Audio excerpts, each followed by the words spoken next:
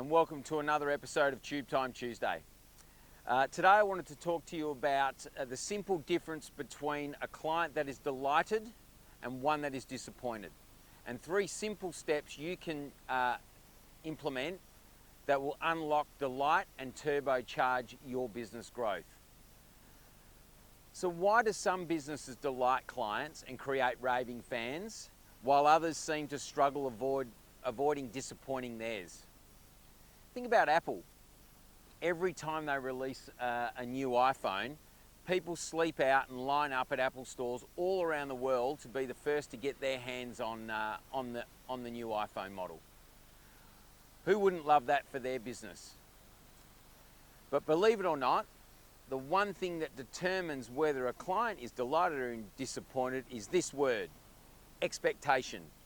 And whether you delight or disappoint your clients comes down to whether you fail to live up to their expectations, meet their expectations, or exceed their expectations.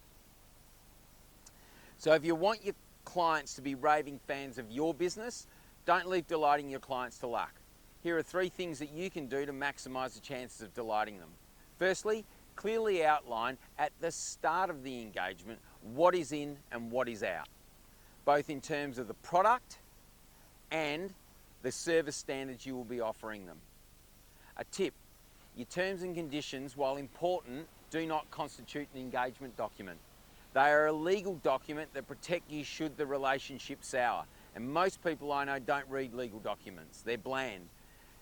They're important, but the engagement should be welcoming, friendly, and set the relationship up for success at the start. And you should go through it to clarify any misunderstandings.